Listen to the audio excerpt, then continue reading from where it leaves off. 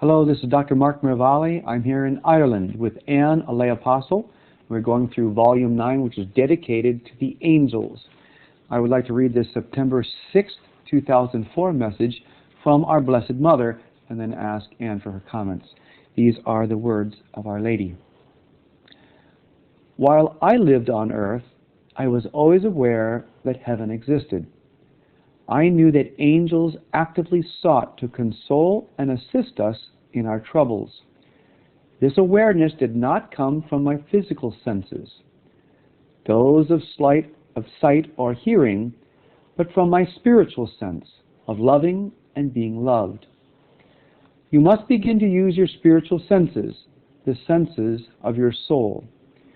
These senses, which you can understand as the living Holy Spirit, will guide you. In everything I sought unity with my Creator.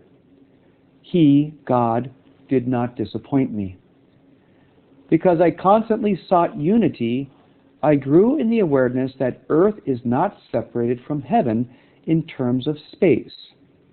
Heaven is present on earth in the form of the Spirit and the spiritual presence of souls who have gone before us, and of course, God's beautiful angels.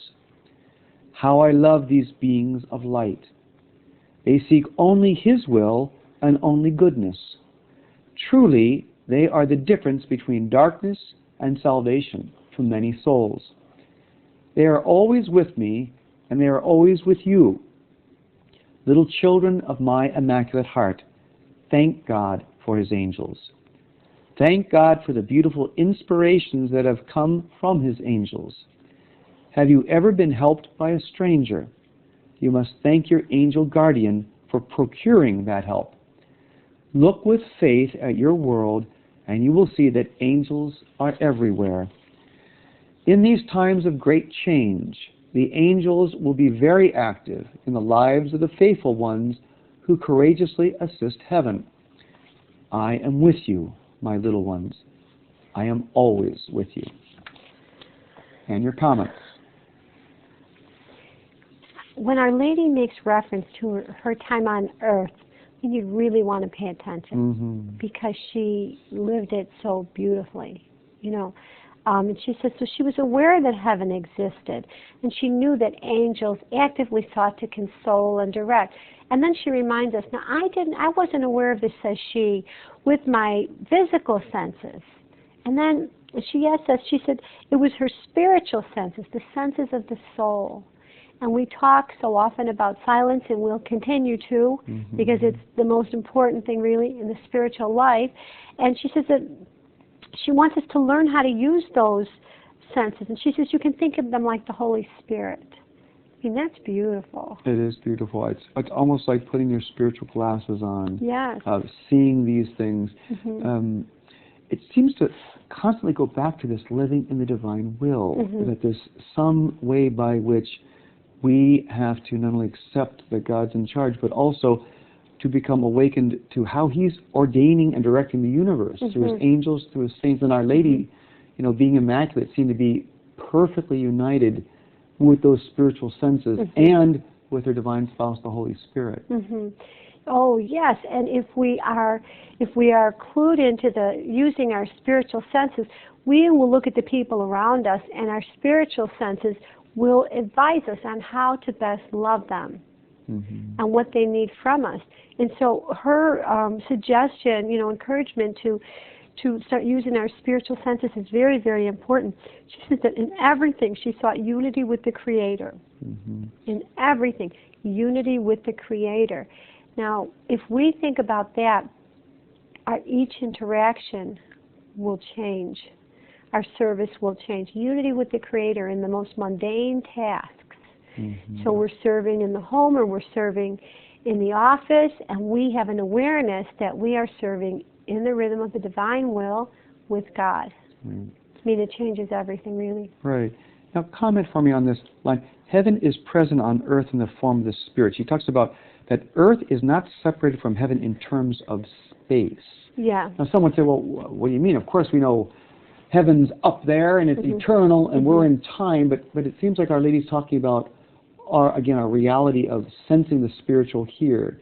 Tell me Well, your the understanding of that. experiences, the way I see that, and I say yes, of course there are. See, the key phrase that was my understanding in heaven was that there is no separation.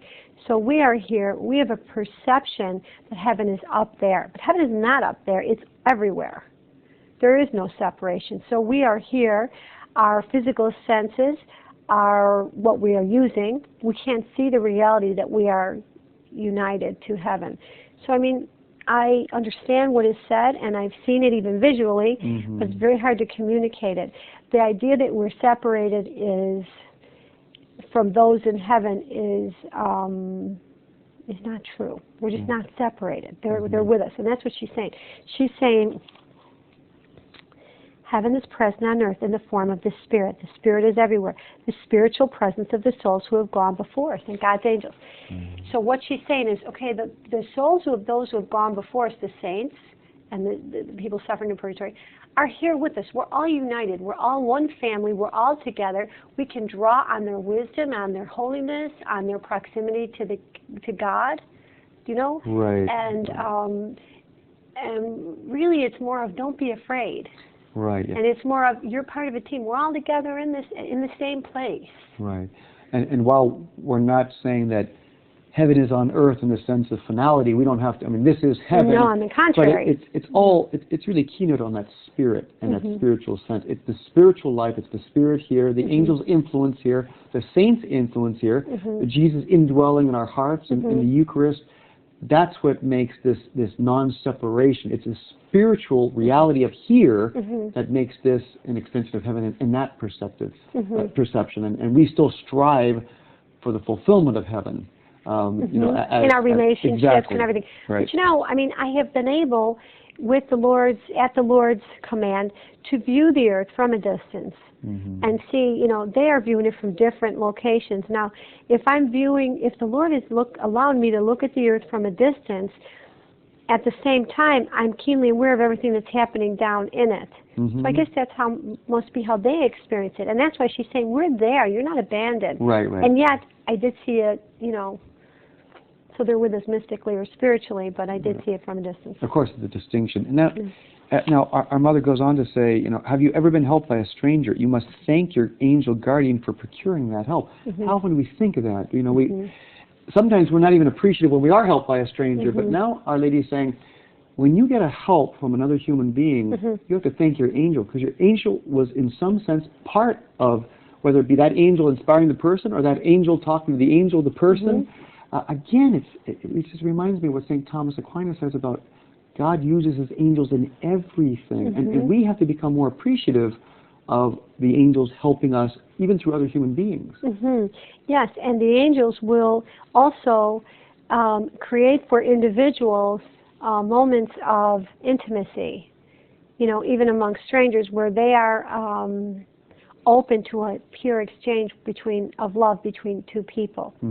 You know, so that's beautiful too. Right. Yeah. You know, the last line in the theme, it's, you know, the angels will be especially helpful during the time of great change. The angels will be very active in the lives of the faithful.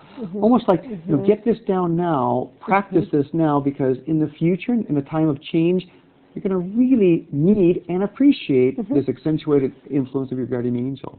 And be aware of it. Right. Thank you, Anne.